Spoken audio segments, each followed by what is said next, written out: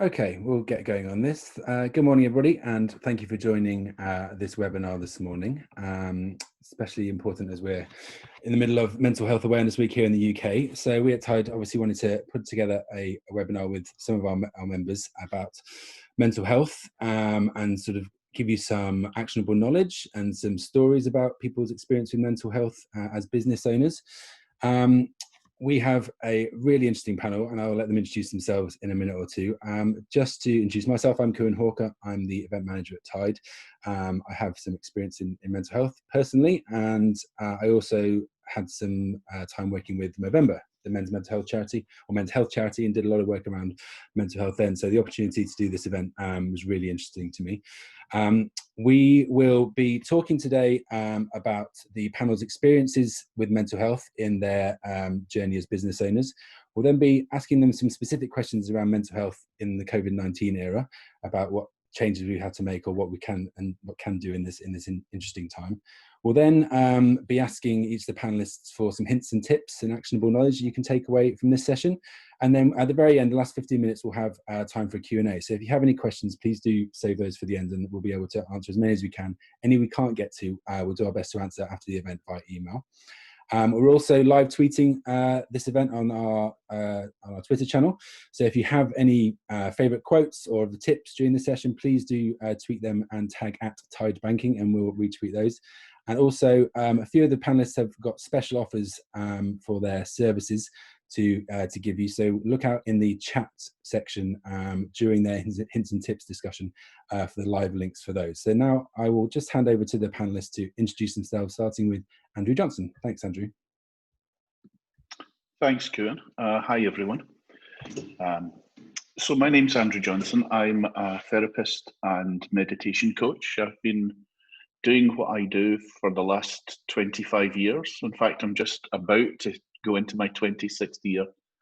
So I teach people how to relax, how to build resilience, how to develop coping skills with a variety of different techniques.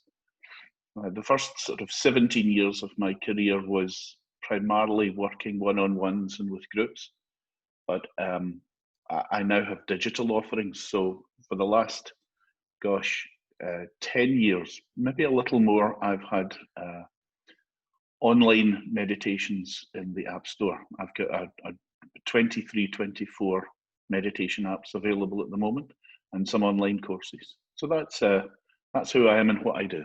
I'm glad to be here. Great, thanks, Andrew. And Abby, if you could have a few words from you, please. Hi everyone. Also happy to be here. My name's Abby of Supply Yoga, which is my social enterprise organisation, which has not been around for 25 years, just about 5. So the organisation is sort of an attempt at a new model for whole community health and wellness. So I think the organisation came out of perhaps a frustration on my part with how things that are related to wellness that are non-clinical, like yoga, which is our current medium, are often only accessible to a certain type of person, usually somebody who has confidence, social capital and financial capital. And as a result, the people represented in that industry are the same narrow audience. So, you know, all of this is despite the fact that yoga, meditation and non-clinical wellness practices are beneficial to everyone, but only available to some.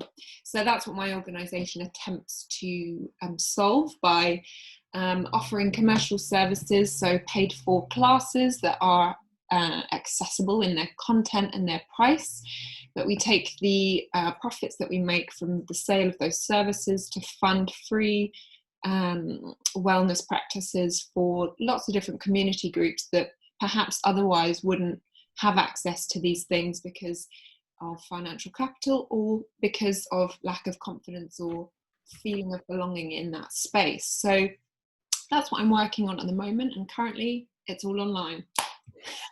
which is a new thing for me. But yes, working through it. Thanks, Abby. And Alison. Thanks, Kieran. So everybody, I'm Alison Prangnell. Really lovely to be here with you all today. I call myself a bit of a stressaholic, basically from the point of view of I have a passion for helping people who are experiencing stress, to help them gain more resilience skills and to work through everything that's going on for them at that point. So I've been working for a number of years doing that with a background in neurolinguistic programming and hypnotherapy. But I also, because a bit like Abby, really passionate about how mental well-being tools and mindset management should be available to everybody who wants it. And not everybody has access to or budget for a regular coach, a face-to-face coach. So I am literally in the midst with some colleagues of launching a new platform called lifeladder.com, which is all about developing yourself, but also about your mental well-being and giving you tools to be able to develop your mental well-being and have a much more kind of fulfilling life with lots of achievement. So that's me. Thank you very much. Great, thank you, Alison. And last but no means least, Rush. Hey everyone, thank you so much. It's great to be on Tide Mental Health Awareness Week. When I got the chance to jump onto it, I was like, yes, I'm so there. We're all about movement. So I'm actually director of a physiotherapy company based in North London, but we're actually global, and thanks to COVID. And for that reason that we use, pain, performance, being able to move as a way to help not just our physical well-being, but our mental well-being. My years of experience as a physiotherapist has led me to one big sort of revealing, you can call it a conclusion, is that every time we're suffering physically, there's an emotional and there's a mental trouble or some sort of trauma that you're also experiencing, whether it's small, big or large. And what we do at R&D is actually combine the two. So we use movement, but we use mindfulness as a way to help people go past that pain and help people perform better and help people basically live that inspired lives that they all crave for. So. That's great. Thanks so much, Rush. Okay, so we're going to sort of get into nitty-gritty of stuff now. And I think the thing with mental illness that it's such a personal journey. It's not like breaking a leg where a doctor can go, okay, we need to put you in plaster for 6 weeks, and by then you should be better, and with some training afterwards you'll be fine. And everybody's journey is hugely different, and there are so many different types of mental health or mental well-being. And I just would like to ask the panel to maybe just briefly discuss the journeys and experiences with mental health they've had as business owners, because obviously we're talking to our members who are predominantly SMEs or small business owners. So if I could start with Abby, maybe just give us her journey and experiences with mental health as a business owner, that'd be great. Thanks, Abby. Yeah, absolutely. I mean, I guess being a business owner, especially a very small business owner, and pretty much a one-woman operation most of the time, I think personal mental well-being and, as it relates to my running a business are inextricably linked. I am the business is me. I'm sure everybody else feels a lot of that. And it's often difficult to separate the two, which I think is where things get a bit muddy and often difficult, which I'm sure we'll talk a lot about when we come to hints and tips and ways in which to kind of counteract that. But I think that's probably been the largest challenge for me. But personally, as long as I can remember my whole adult life, I've been challenged by anxiety, often acute, and depression chronically, in waves throughout the years, and it's been a long journey of riding those waves and figuring out a way to manage and almost celebrate the fact that in spite of those quite rocky peaks and troughs, somehow I'm still here and the business is still running. So my journey is one of on a roller coaster, which I think probably lots of people will relate to, whereby there have been many times where I've thought, I can't go on. I think that goes for people who run small businesses that haven't necessarily even had a history of chronic anxiety or depression. It's really hard, especially if you're a not-for-profit, you know, and trying to somehow break even, pay yourself a wage so that you can rent a flat in Hackney, and also, you know, live your life and try and balance life and work. It's tough. So I think I'm still on the roller coaster. I don't think anyone has any answers, but I think there's something about celebrating the ability to ride the waves better as the years passed. I think that's sort of where I've managed to come to. And then bang, COVID-19. No, I think it's just another curveball to kind of navigate, I think. So it's just consistent. Okay, great, thank you. Rush, your experiences as a business owner with mental health? Yeah, absolutely. One of the things I got diagnosed quite recently was actually I have high performance anxiety. So I run at 1,000,000 miles an hour, and for me to not operate like that is quite unusual. And I think I've been like that since from a childhood, where if I'm doing something, I'm doing 100 or 1,000% of it. And running a business is very much like that, I feel. And sometimes, you know, I have a team of 7. We pretty much see around 2,000 to 3,000 people a year, and we help them overcome. And sometimes we take on a lot of that emotional toll on ourselves, and we take a lot of that emotional stress, as I'd like to sort of call it, and we don't necessarily know what to do with it.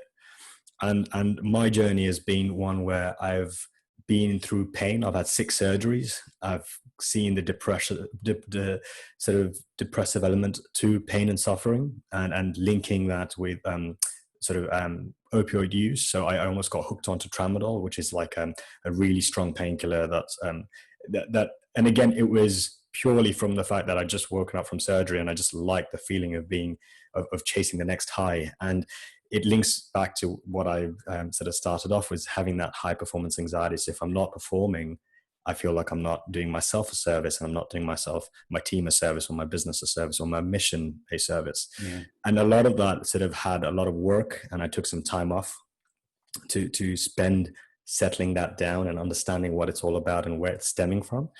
And you know, it's okay to not be okay. And I know that phrase gets thrown around too much, and, you know, people are a bit like, oh man, I hate seeing that. But it's literally that. And as cringe as it sounds, it's about reaching out and accessing help, no matter how strong or brave you are. It's about showing up as a vulnerable leader. And I feel like we've actually hit better financial goals, better personal goals, better professional goals with me just becoming a bit more vulnerable. Okay, and it's the ability to be doing that in a high performing team. Yeah. That doesn't mean that to say you're weak. I think it's, for me personally, has been that it's a way to actually drop the, change gears, just drop into a low gear. An honesty, right? An honesty. Yeah, absolutely. Yeah. Okay, absolutely. Great. So, thanks, Rush. Really interesting. Alison? Yeah, thank you. Well, the whole reason I got into business was because of mental well-being, because it was me having burnout that threw me into learning how to manage mental well-being, how to manage stress, and realizing that at the time when I first experienced that, because I didn't learn my lesson the first time around, but again, that's like all of us. We all just slip into these roller coasters, and we don't necessarily, unless we're aware enough, notice the triggers coming in that things are building up. So I learned a lot about how to manage stress, but that doesn't mean I'm superhuman. In a business by myself, I'm aware of the things that are highlighted about stress and mental well-being, but you're a human, and you're getting on with life, and things are happening around you. So it's being aware of what that response is, but at the same time, learning what your weaknesses are. Because for me, I was always this a bit like Rush was just saying, I wasn't really prepared to be vulnerable.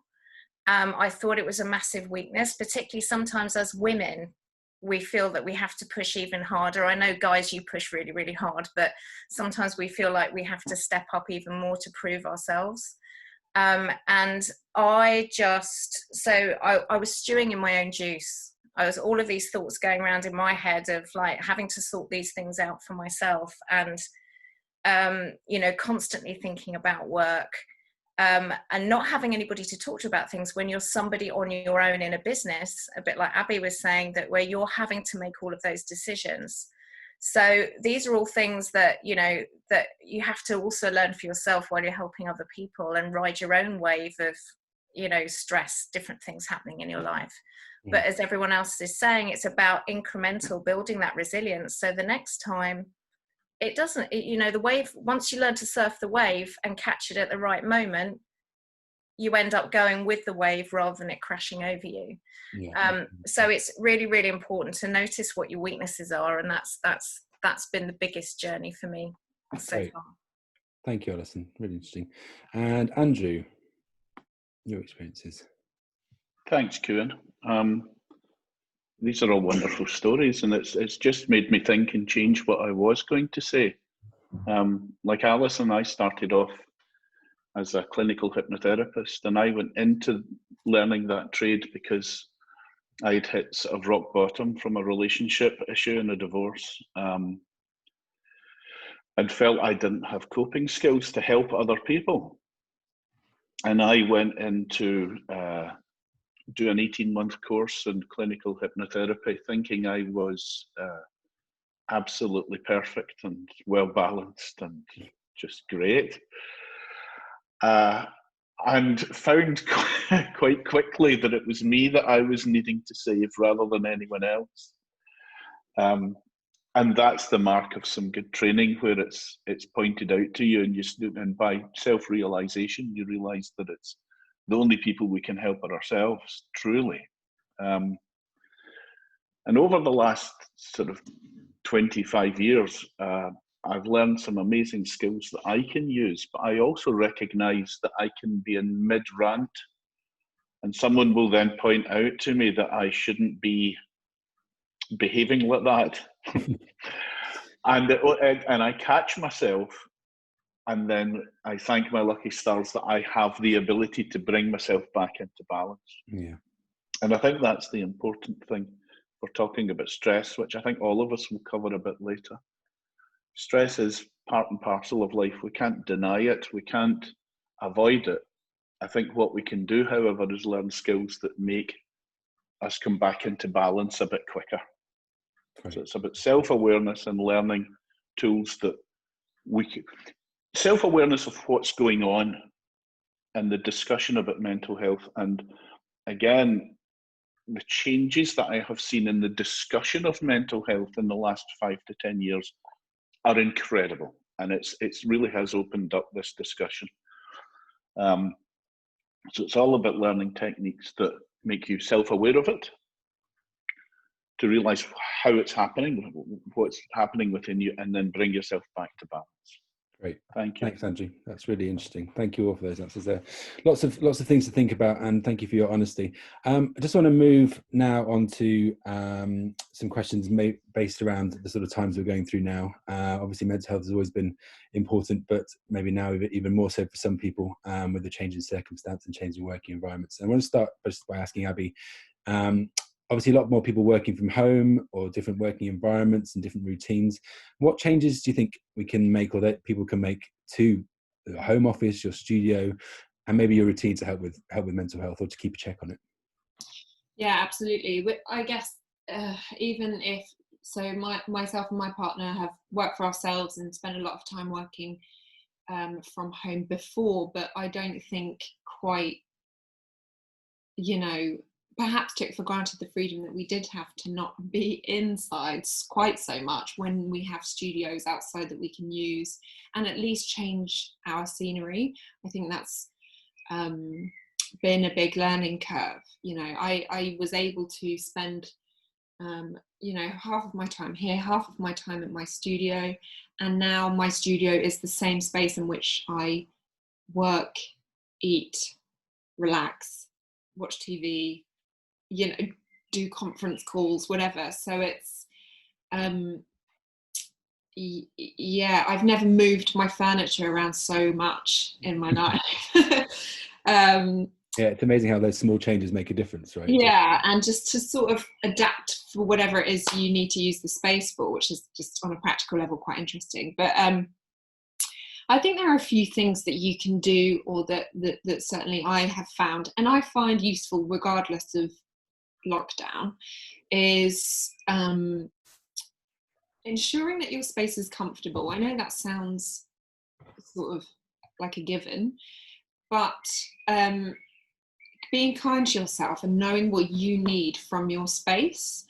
For example, I know that I need my space to be clean and tidy for me to be able to concentrate and relax and focus. It might be that other people need to just leave that washing up for 24 hours, so that you know, it's dependent on what you know makes sense for you in your space. But be kind to yourself. Bring flowers in, like Alison has. She has them in the background there. But things that make you feel nourished by your surroundings, because that's kind of all we've got right now. But those are just simple things. But going back to what I was describing just before, if there is, so I teach my classes online from my lounge, whether they are seated yoga classes that are mindful movement for folks that are accessing mental health support, or whether they are people with a very strong yoga practice that want to like get warm and sweaty and are purchasing the service. Either way, what I'm asking people to do is to carve an hour out of their day to listen to their bodies, to try and drop into their physical self rather than stay up in their minds with the lots of racing thoughts and there's nowhere to go from them. So I think a really good suggestion, if you're finding the cabin fever to be quite overwhelming, is to separate your day. So if you're working at home, your work day, it must end at some point. We're all guilty of it never ending, but I think a good practice is to try and end it at some point, and separate that from the rest of the day, you know, whether that's by spending an hour of you know, practicing something like yoga, meditation, and saying after this my day is different from how it was before, or whether it's saying, okay, I'm now going to change my surroundings, take a walk around the block, come back, and my day is separate now from the day that I've just had, which might have been quite stressful. It's about separating work and life, which is extremely difficult at the best of times, especially if, like all of us, you work for yourself for a small business.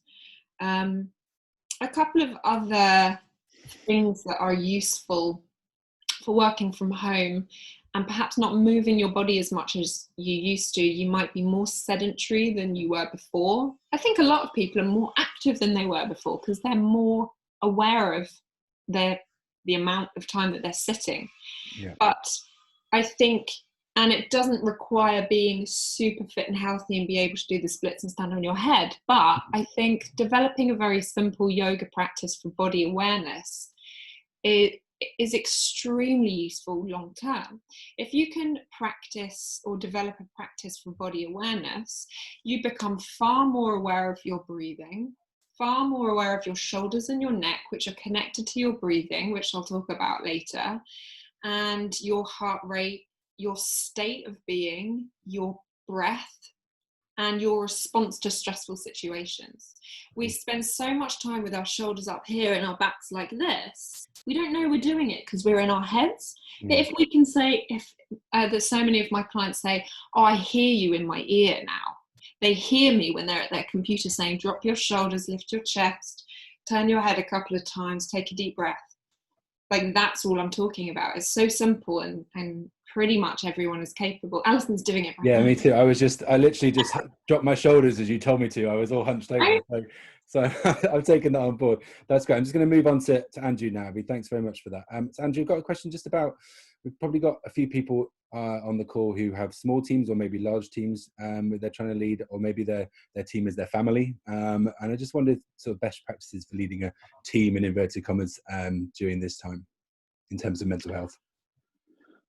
Well, this time is strange for everyone, and I think we're all trying to come into balance with it. And I do know that one of the most common things I hear when I'm talking to business people is this realization that there are no rules anymore. I loved what Abby said about separating work from play, if you want to make that definition. Yeah. One of the issues that I have when I'm working with teams in real life is trying to convince the leaders that everyone reacts to stress in a very different way. Some people, you can give two people the same amount of stress for the same length of time, and one person will take to their bed and sleep all day to try and escape it, and the other person won't sleep at all. Some people go into anger, and some people go into depression. Some people eat way too much, and some people stop eating completely. And therefore, trying to figure out what's affecting your team is really, really difficult. You've got to give them the space to be able to come back into balance somehow. And that can be difficult when they're discussing their mental health. So I think there are a lot of tools out there. I think everyone on this webinar at the moment has different tools that they can supply and different advice. But I think it's nice to be able to give tools that are anonymized so that people can use them without actually saying, I'm doing this, if that makes sense. It's not for checking up on people, it's to allow them the experience to build in coping skills.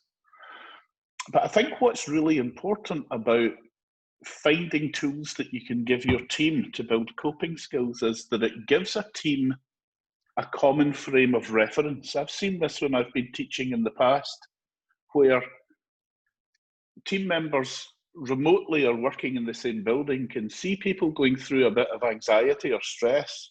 They can just sense the agitation.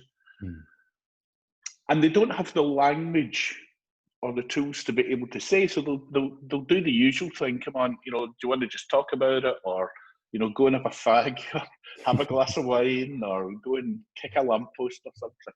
But when you are able to supply coping tools to a team that they all learn in the same way, it gives them this new language that they can say, okay, do you remember we did that breathing exercise or that stretching exercise? Or do you remember Abby told us that every 5 minutes we become mindful of our posture? It gives people in a team the ability to then say to another team member, why don't you try this? Do you remember we learned this? Yeah. And that's hugely productive and positive.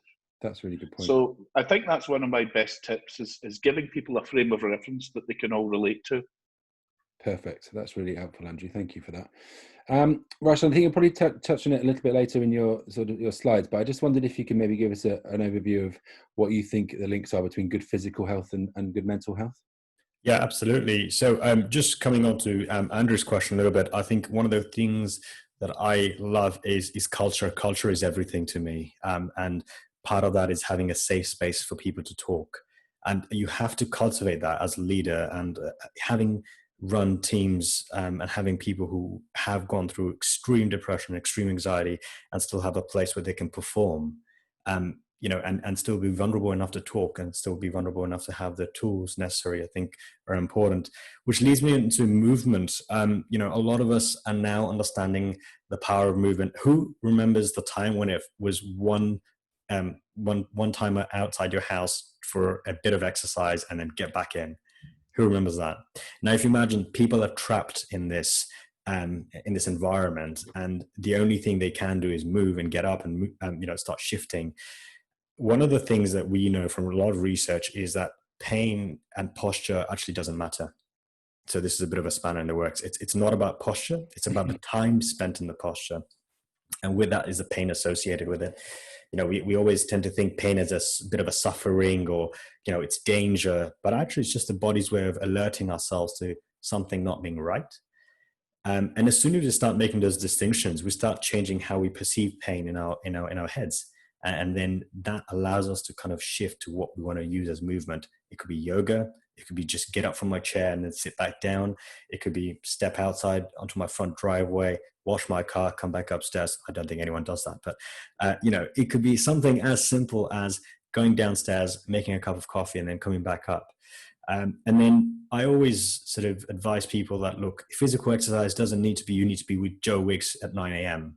You know, you don't need to be doing all of that stuff. In fact, we're actually seeing a big spike of injuries because people are now just jumping at the chance to do some sort of exercise. And we're seeing tendon ruptures, we're seeing injuries, shoulder problems. Like, you know, there's a guy who tried to do the 100, which is 100 push-ups, 100 burpees, and 100 something else. And basically he just called us up the next day saying, I'm in bits, you know, what can I do? And this is the problem, that we're now, one, aware that we have to move, and we're now respecting our bodies and our minds. And the link here between mental wellness and physical wellness is, as we move, we have things like endorphins, and I think you hear them, you know, the happy hormones that get released. Whenever you're feeling sort of low, or you're feeling either sorry for yourself, or you're feeling like you're in a state of, you know, you feel trapped, just take a few moments to maybe focus on your breath. And more than that, actually focus on just getting up and maybe moving out of that space, even if it means just getting out of your front door, standing there for a minute, and then stepping back in. One of the things that we've been advising our clients is have different workstations. So I know, for example, this is my workstation, and then to play, I need to go downstairs, or to go and enjoy a bit of TV time, it's somewhere else. And sometimes if you're not in the luxury of having that much space, that's okay. You just change it up. And like Abby said, you know, have hours that are allocated to certain times, and then be a bit more strict with yourself when it comes to non-negotiables. You know, this is your non-negotiable cutoff time from work. And at our company, we have this thing where we don't call it work-life balance. We actually call it work-life fusion. So we don't talk about separating work and life. And we're in a very blessed position to be able to do that. Life and work, it's all an amalgamation of things. And physical movement is a part of it. And going back to your question about pain, a lot of the times, most people get to a really high state of pain before they address it. Yeah, that's true. And it's only when it starts affecting them and it becomes a real source of pain, they will want to do something about it. But a lot of and like Abby said, it's about listening to your body. It's about listening to your shoulders. It's about listening to your neck and saying, actually, you know what? I probably want to step in for that half an hour class, or here's a YouTube video of just doing some neck exercises, or, you know, while I'm at my desk, let me just change how I move. So that's an important thing. And with physical wellness and mental wellness, a big link is about how you do it. So you could be the most stressed out individual and go and run a 5K and then still come back stressed out. Yeah. It's because you haven't left whatever's happened, and you haven't moved on, and you aren't being present. And one of the things we always say to our clients, and actually some of my emails actually have a bit of a sign off when it just says, just be present in the moment, you know, and stillness, and finding stillness as part of rehab. We actually get people to focus on simple exercises. For example, everyone's running 5Ks right now, and people are experiencing knee pain. One of our favorite exercises is actually going down the stairs, but on the last step, and doing it so slow, doing it really, really effectively, managing your time, and spending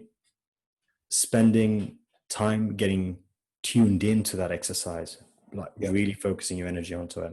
Okay. So yeah, and I think the link with the mental wellness and the physical wellness and the exercise and how much exercise, all that research is now coming up. We're now understanding it's about this much exercise and it's about that much to do. But look, just do anything. Movement is medicine, and that's my message to everyone at the moment. Great. Thanks, Rush. That was really fantastic. Just before I go on to Alison and a question for her, we had I think it wasn't just us who straightened up. Crystal Jacobs is in the chat, and she said, I straightened up as soon as you said it, Abby. I think everybody around the country listening to this is watching their posture as soon as it gets mentioned. So Alison, just a quick question for you before we move on to sort of hints and tips. As I mentioned before, I think everybody's experience in mental health is really different, but are there any kind of warning signs that people can look out for, either in themselves or their teams or their family and friends, that are not standard? I don't know, that's obviously not a great word with mental health, but that can give a sort of a warning to people that are looking after more within themselves as well. Yeah, absolutely. And when you say not standard, actually that's what it is how is somebody behaving differently than they normally would? We all behave differently when we're undergoing, mental challenges, but, take that moment. The one thing that we've really learned right now is to slow down, because we've had to. We've been able to reflect a great deal, which is why this is a great time for Mental Health Awareness Week as well, is that we're actually learning to be aware of things a little bit more, whereas we were rush in the office, rush at home. So what are the signs of, hang on a minute, my partner, my team worker, whoever doesn't seem to be behaving in the same way as usual? Are they a little bit ratty? Are they withdrawn? I mean, withdrawn is actually a massive one in an office. And the number of times, I remember when I was on the brink of burnout, I withdrew completely from the team. I was delivering my work, but I wasn't participating emotionally or socially engaging with anybody else in the team, because it was all I could do to actually exist in that space during that period of time. So any dramatic changes, as Andrew was saying, in eating habits or drinking habits, or any other substance that one might, find relief from. Sleep is a big one. Some people might sleep for England. Some people might struggle to sleep. It's this withdrawal. Your work performance in the office is somebody who's normally the star player and then suddenly not playing.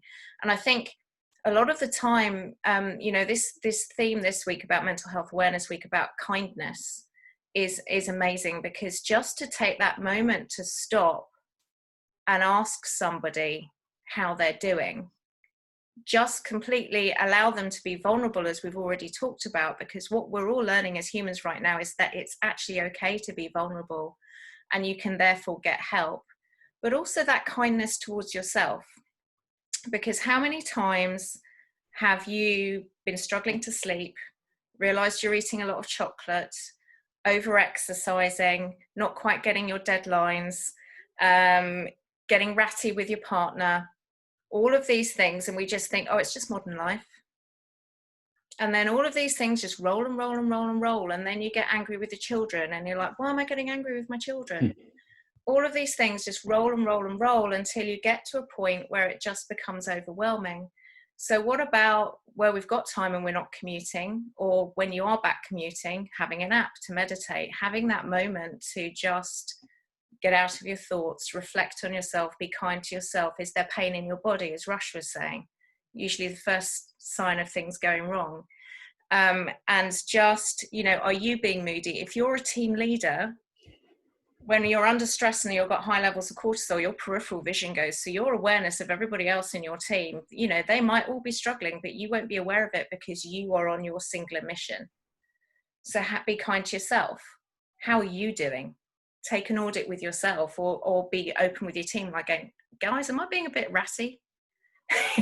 make it a conversation, because traditionally, I'm guessing a lot of people online, that might be all over the world, but the British sensibility has always been, don't talk about it, just get on with it, stiff upper lip.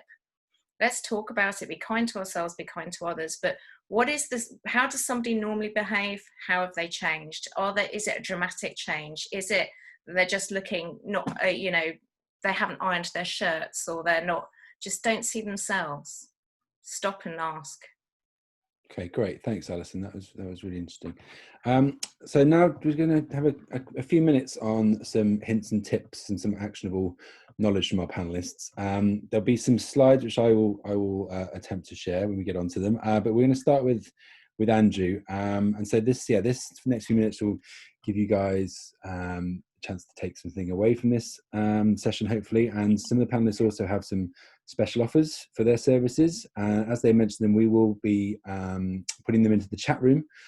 So keep an eye out for the links coming up from Val in the chat room, and those will be the links that the panelists are talking about. So if we start with Andrew for your hints and tips and actionable knowledge, please, Andrew. Thanks, Kieran. Alison made me laugh talking about iron. The shirt's not been ironed. This is the first time in 9 weeks I've worn a shirt. I do have shorts and slippers on. I think we're all in the same boat. Okay, so actions and tips. First of all, as I said earlier, there are no rules anymore. I think we need to be very gentle with ourselves. I think it is nice for self-employed business owners, and Abby touched on this earlier, that I think we all have. There doesn't seem to be a break between work and outside work. Certainly from my point of view, COVID has pushed me completely and utterly out of my comfort zone and made me do things and speed up what I'm doing in my business. So I'm doing live meditations every morning on Facebook, and then following that every morning, half an hour later on Instagram. And I think I'm on day 63 of doing an hour of meditation every day. And that was something that I never thought I would do. Never ever. And COVID has pushed me into that. So I think we need to see sometimes there are benefits. But what that has given me is, for the first time in my working life, some form of daily routine. I've never had that. Yeah. And so I've balanced that out in the morning with a daily routine at 5 o'clock where I switch my brain off completely. Now, I've been meditating for nearly 40 years, but I realized that I need to move away from that because it's what I'm doing all day, every day. So I have taken my own guidance, and every night at 5 o'clock, I stop what I'm doing, make a cup of tea, and I watch an episode of The Simpsons. And for some reason, that just gives me that half-hour definition, that sort of defining line between, okay, I've had a full day, and I'm stopping now to do something that seems a little bit ridiculous, that just takes my brain out for a while. And then I'll go back to work, because work is my hobby and hobby is my work. But I do it from a different part of my brain. Yeah. I think that's really key for especially SMEs, and where, you know, your work is your life. You haven't got anything to fall back on. You haven't got, you know, anybody looking after you in terms of HR or that kind of stuff. So to have that regimented idea of stopping and relaxing is really key. It is. And for me, one of the great transformational sort of epiphanies for me in the last sort of 9 weeks is to realize that there are still days of the week that I feel incredibly creative and productive. It seems for me to be a Sunday, as if I wake up on a Sunday and I think I can do anything I want. It's a Sunday, and I become really creative. And then what I found was I was waking up on Monday morning and thinking, shit, it's Monday morning. I really need to work. And finding myself beating myself up about that. And it's nice to have that self-awareness, inject a bit of humour into it, and realise that we're living in a different world these days. We can really just decide what we want to do and move with it, and not blame ourselves if we're not going down we're not working in the same way that we used to. Finally, you asked about some resources that we have. Yes. So I have 4 of my best-selling recordings or apps available to stream on my website. I'm not even asking for email addresses. You can just go on and click them. There's a deep sleep recording, which obviously does what it says, helps you sleep. And sleep is one of the most important things you can do these days. There's positivity to give you a pat on the back. There's stress-free, which deals with anxiety. And there is my latest recording, which is called Inner Health, which was recorded specifically for this time we're going through, which is a visualization and breathing exercises for lung and heart health. I've got an online course that teaches relaxation, going into meditation and going into coping skills, 27 days of audio recordings. And I've created a link specifically for Tide members, offering a 75% discount on that. So it takes it from sort of $30 down to whatever 75% off $30 is. I'm sure there's some $7.50, maybe something like that. So about £5 instead of £25. So that is available, and I think in the chat room. So thank you for letting me share that. Thank you for the offer, and I'm sure all the attendees appreciate the reduction in cost. So thank you very much for that. So I'm now going to attempt to share my screen, and we'll let Abby, then Alison, and Rush talk through their hints and tips. If you just bear with me, this should work. So now, hopefully, we can all see that. Can everybody see that? Yep. Beautiful. Okay, so Abby, I shall move on to the next slide. This Perfect. is. Thank you. So these are just some. I mentioned earlier when I was speaking to Kieran that when I started this, I wanted to offer 3 different practical methods that you can apply to your daily life, and I ended up having to focus on one element of one thing because there's just too much to say. So there's a lot of text on here, apologies, but essentially what I wanted to offer was a few different ways of, as I mentioned earlier, and as Rush has mentioned also, slowing down. I'm a real advocate for slowing down, just like Rush, as he mentioned, physically slowing down motion. A lot of the work that I do is very slow, mindful movement, and also just slowing down, again, taking that time out of your day to drop into your body and hopefully away from perhaps negative thinking, if that's where you're at with the overwhelm of this particular situation we find ourselves in. So, you know, leading a busy life, especially if you're in a big city and you're running your own business, we can often find ourselves living in a pretty much near constant state of you know, maybe low level, but a state of anxiety where something called our autonomic nervous system is responsible for our feeling of fight and flight, you know, that innate stress response inside us that says fight the enemy or run away, do something to save yourself. So it's a high alert. It's a state of high alert. And we find ourselves far more in that state than we do in the opposite, which our autonomic nervous system is also responsible for, which is rest and digest. So everyone's heard of fight or flight. Not everyone has so much heard of rest and digest, which is its counterpart. And a way to sort of activate this rest and digest state, which is the kind of state that you might feel if you are going to bed feeling relaxed. So your body knows it's safe and that it's able to rest, and it can sort of physically digest and also just digest your day, your thoughts, everything that's happened to you.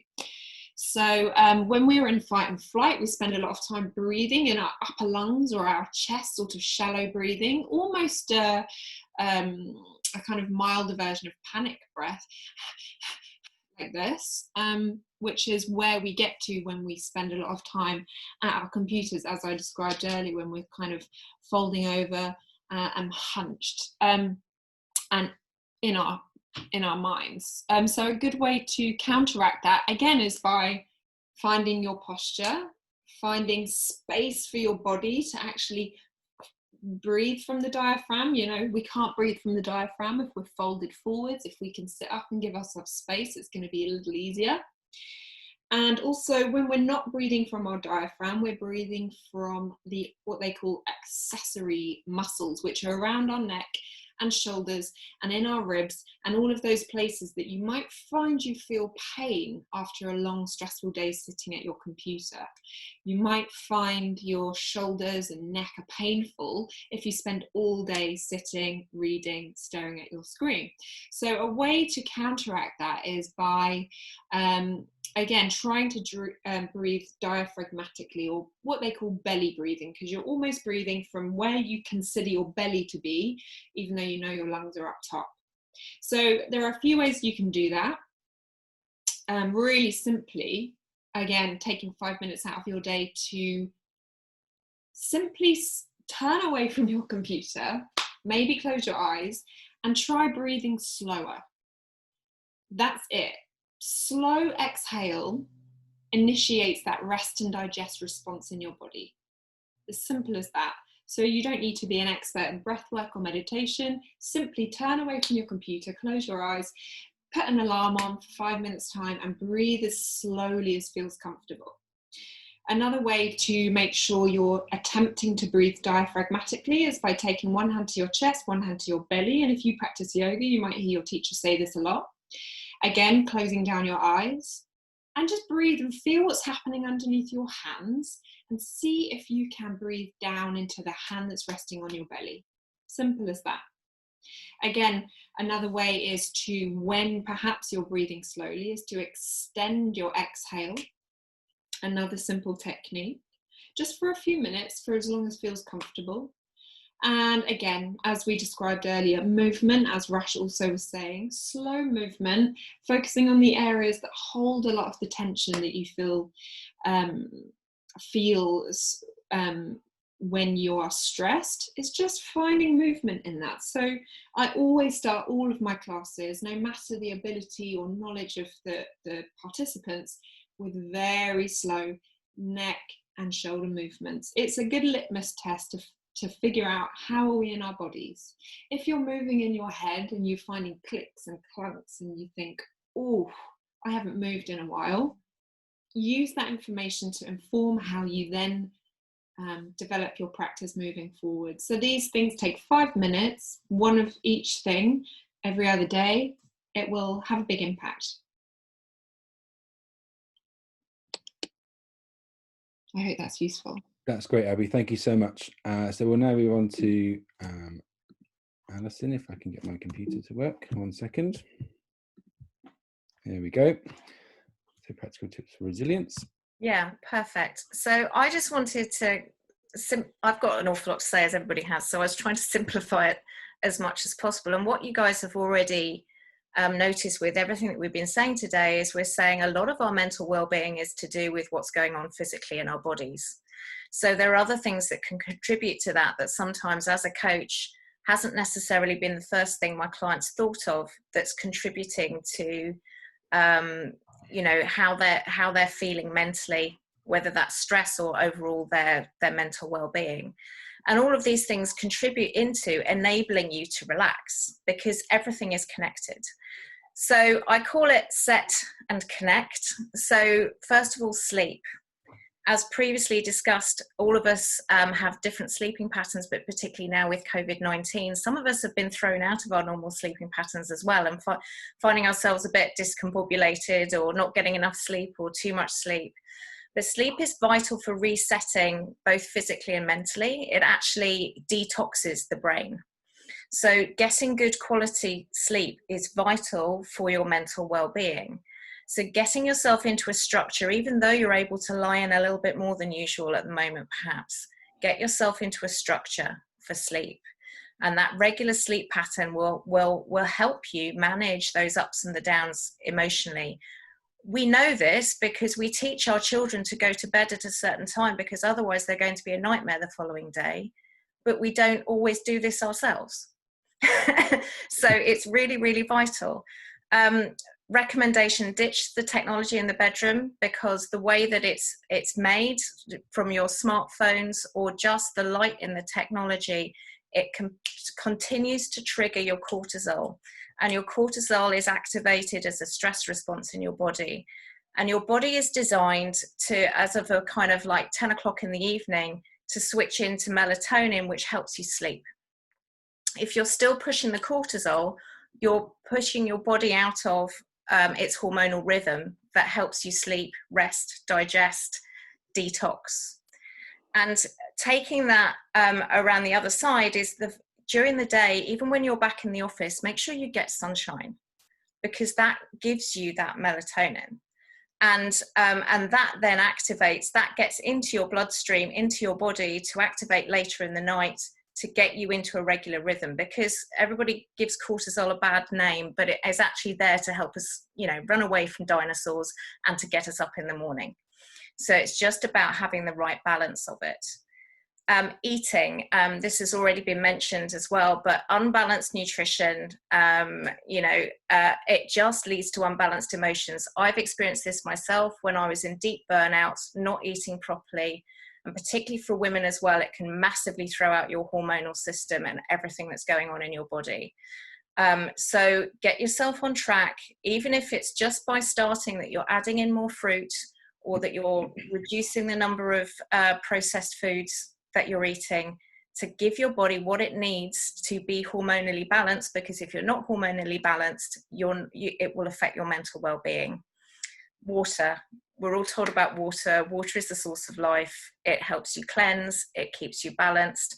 And you notice I haven't mentioned coffee because I'm an expert at it, but you have to learn to be an expert at it, because too much coffee activates more cortisol and it stays in your bloodstream for a long time. It'll affect your sleep. It will make you more anxious. If I have more than 3 cups of coffee a day, I notice my anxiety rising, and it's not because I'm anxious. It's just literally my physical response. Thinking. We've talked a bit about this. Kindness in this Mental Health Awareness Week. Be kind to yourself. Are you too much of an inner critic to yourself? You do not have to accept critical thoughts towards yourself that go through your mind. You can stand aside from them. Yoga and mental practice and mindfulness techniques, as I've also got on here, that, download Andrew's stuff, will help you step outside of those thoughts that are triggering you into a cycle and making you anxious or bringing down your mental well-being. And I like to call it flipping the thought trolls. So when you're going through the whole kind of I am a failure, it's not just trolls online. You've got trolls in your head, and you've got all of these things. I'm a failure. I'm not good enough. I should have done that better.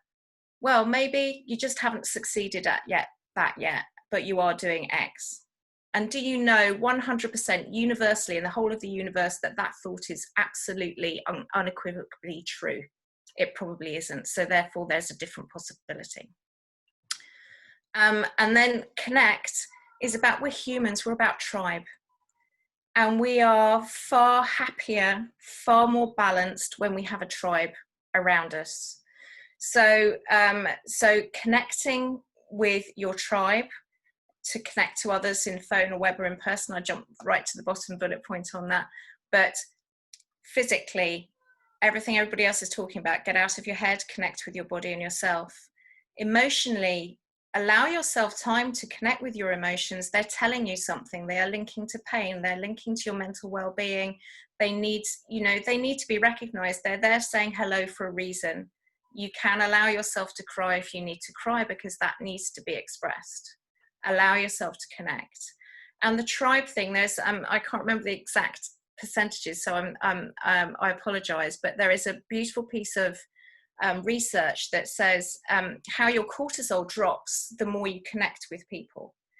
And so if you're feeling stressed, you can reduce that stress, and we all know it. We'll ring our best friend and have a chat on the phone, and you feel better as a result.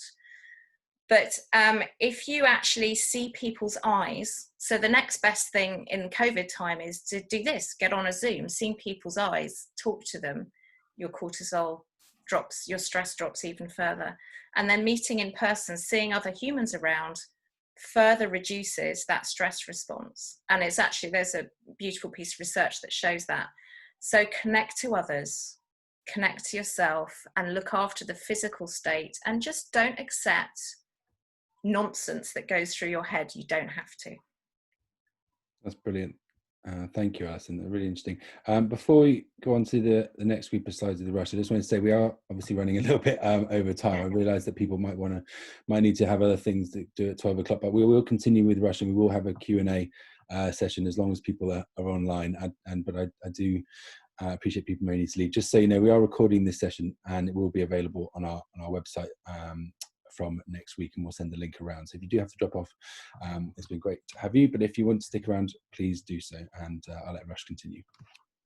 Perfect. Thank you. I think it's been great from all the other panelists, and I think I'll go straight to it. So the first step to everything is managing pain, right? It's acceptance of the pain itself first, and then the ability to not feel guilty about asking for help and wanting to get better. A lot of us operate out of either fear or guilt. And especially when it comes to self-care, we feel like, say pre-COVID, you wouldn't want to book yourself into a spa, or you wouldn't want to get a massage, or you wouldn't want to access a specialist's help to get better for your shoulder injury or for your knee injury. You just rest, Google something on, Dr. Google will help you. And then, a few weeks later, it's still the same thing. So the first thing is there are specialists out there who are willing to help. So ask for help. And then acceptance is not about sort of necessarily just giving up, but it's about recognizing how you're taking charge of the situation. And it's a big link that we get our clients to do as soon as we meet them, even through online consults, is we go through the acceptance bit and we let them take however long it needs to.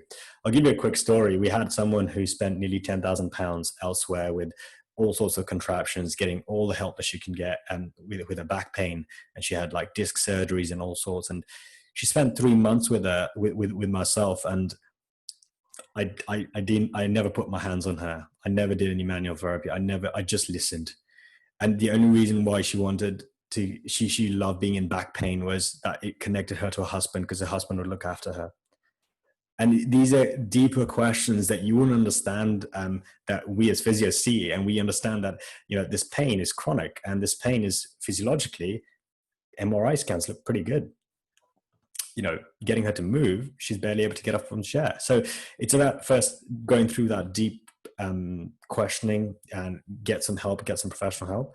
If we move on to the next slide, this is where I've got a bit of a how to do it. So exercise is number one for us, but for us it's also about mindfulness and exercise. It's not just about, okay, let me just smash out some 30 or 40 bicep reps and 30 or 40 push-ups and 30, 40 ab crunches and then a Joe Wicks to finish off, and that's the end of it.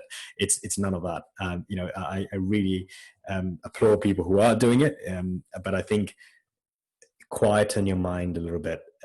Less is more, and we have I'm from Kenya, and we have a very cool saying where when we look at elephants, we always say, how cool is it that they're going so slow but they're going so far. And it's about going slow but going further as you go slower. Good quality of sleep is paramount. One of the things about body weight is that if you've got knee problems, if you just dropped your weight by 10 pounds, your pain itself would drop by 50%. And this is actual research done with lots of people, and quantitative data out there to prove that. The other thing is touch. Man, I love it when someone just puts their hand on my shoulder and just sort of gives a bit of a squeeze. And I do it, just there. It's naturally releasing oxytocin. Everyone get your hands on there. And just find that little annoying little trigger, whatever you want to call it. We don't really call it trigger points, but it just feels nice, right?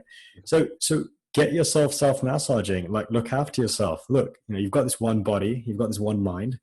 And I always like thinking optimally. I don't like using positive or negative. I think optimal thinking is the way for me. It's not about trying to paint a rosy picture or you looking at things with some really cool glasses or anything like that. It's more about how can I, optimally sort of get the best out of the situation. For a lot of people who are in pain, especially chronic pain, a pain diary, and you'd be surprised how important this is that it will give you a pattern system to understand, okay, when I wake up, the first thing I do is just jump out of bed and then get started with my day. And then 2 hours later, I'm in agony. Okay, if you notice that the pain is just happening in that particular moment, you can change that situation. You can do a few movements first thing in the morning to kind of help your back and help your neck, help whatever issue you've got. And then the other thing is a gratitude journal. Now, we're super hot on this, and in fact, we've got our own team journal. So that's my every one of our team gets this, and it has 4 areas. It has gratitude as number one.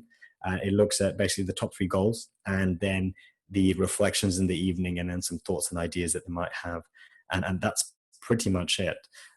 So yeah, I mean, I know we've gone over, and I think I'd like to probably end it here. I'm happy to sort of wrap it up. And Kwan, thank you so much again for having us here. Okay. Great, thanks, Rush. So I'll stop sharing the screen. Hopefully we're back to normal view now. Is that right? Everybody good? Perfect. And we've still got quite a few people online. So I will just have a look at some of the questions. If anybody else has any questions, please put them in the Q&A section. Let me just have a quick look at what we've got going here. So one for Abby from Louise Harris. It says, Abby, yoga works well with past trauma and aids the brain and body. How would you say it aids the brain for recommendations?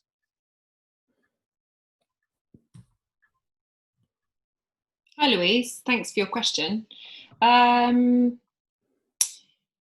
How would I say it aids the brain?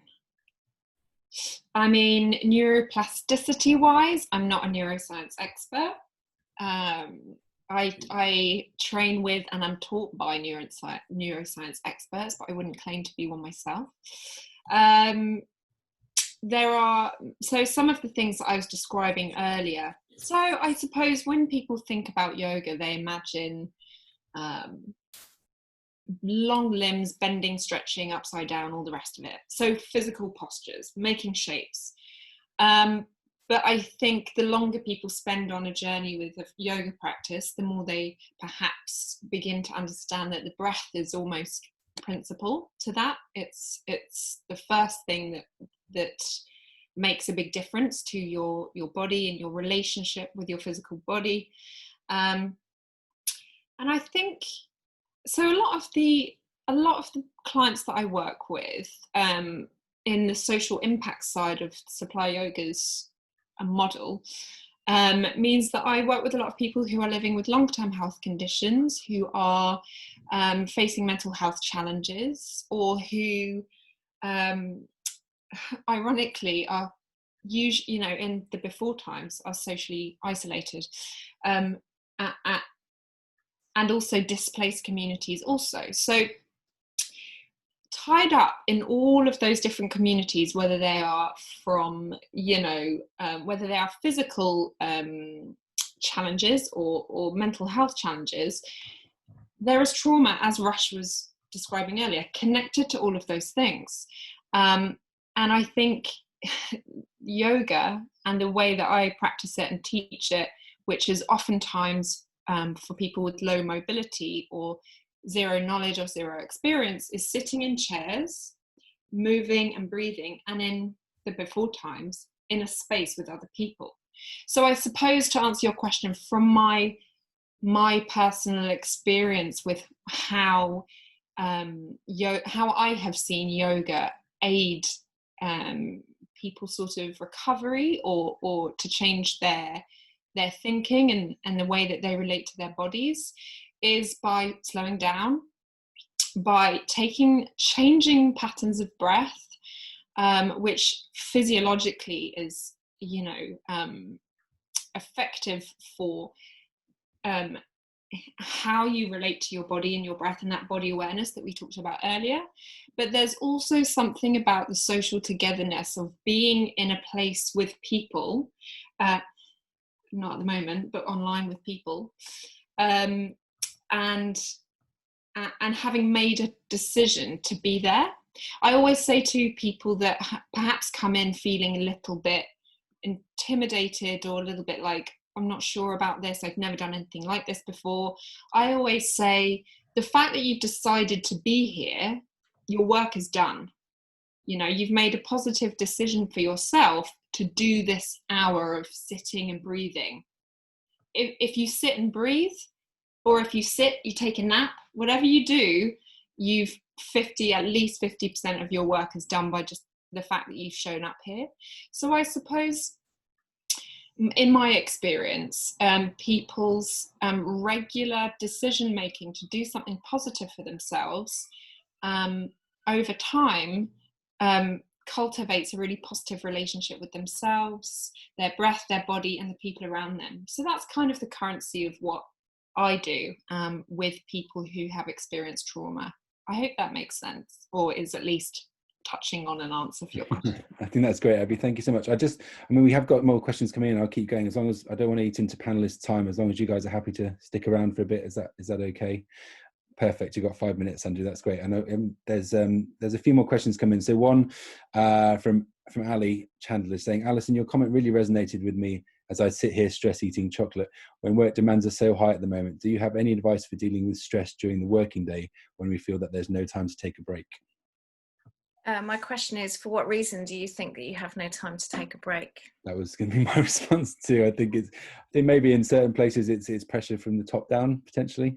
Yeah, no, there is, but I think when people are very busy, and you have to be, every jobs aren't that secure. I think people are very aware of performing and needing to deliver, But, you know, to give you some reasons to take a break, it's your brain cannot function at a high level without taking a break. It needs to be taken off that push, fight or flight, where a lot of us end up literally at our desks the whole time. So, and, you know, you've got lots of evidence of highly successful people in this world who purposely take a break to break their mind off what they're doing. You know, the old joke of the MDs going to the golf course for the afternoon, but that's sometimes where they get their best ideas. You know, this is not necessarily this isn't at all about you slacking, because taking a break isn't about slacking. It's about what Rush was saying. It's about working optimally. And it's about enabling your brain to work optimally, because when you multitask, it's actually a complete fallacy. Not even women can multitask. Sorry, girls. And all the husbands can go and boyfriends can go home and go, yeah, told you. Because your brain doesn't work as well. You might think you're doing it, but you actually make more mistakes in that environment. So even if you were to take a 15-minute break to go outside, get some sunshine, or have a cup of tea. So instead of, I had a client who she used both cigarettes and chocolate in order to be her escape from what she was doing, and the chocolate or the cigarettes were her escape to get a break. So literally her body was telling her she needed to take a break. She needed to take a breath, because that's what the first thing you do with a cigarette is you take a breath before anything else. And you just change the routine. So if you don't want to be eating chocolate for one, what else do you like? Do you like a nice herbal tea? What else would comfort you, enable you to gain that relaxation? But if you are, as so many of us are, and I'm sure you are, passionate about delivering well and doing your job well, taking a break, just, 15 minutes every hour, that might sound like a lot, but it's not really. If you make a cup of tea, how many people take that long making a cup of tea in the office? And just allow yourself to relax for that moment. You have brilliant ideas every time you go to the kettle, don't you? Everybody does. So there is time, because whatever happens, however much work you do, there'll always be more. So you might as well enjoy the work that you're doing and do it really well. And if your team or your employer are pushing you to do more, then a conversation needs to start regarding the culture in the business and about how people can work effectively. And that can feel a bit uncomfortable, I can guess. But I would say you can't do anything without putting your oxygen mask on first. That's the first thing. I know we haven't been on a plane for a while, but that's the first thing they tell you. Unless you look after yourself, you can't do anything for other people. You can't make good decisions if you're not breathing, if you're not taking a break. The SAS are taught, the first thing they're taught, I was talking to Ollie Ollerton from SAS Who Dares Wins, the first thing they're taught is to breathe. Why are they taught to breathe? Because they are highly motivated people who can shoot a gun at any moment. And if they're high in cortisol when they're dropped in the jungle, they could make the wrong decision because cortisol scrambles your brain. So breathing, taking that time, go out for a walk, do some deep breathing while you're walking, have a cup of tea, you'll come back and you'll find your brain exceptionally clearer, and you'll find you're performing better. So if that's what you really want, perform better and be more relaxed while you're doing it, why not? I hope that helps. I'm a bit passionate about that, sorry. That's really great. Thank you, Alison.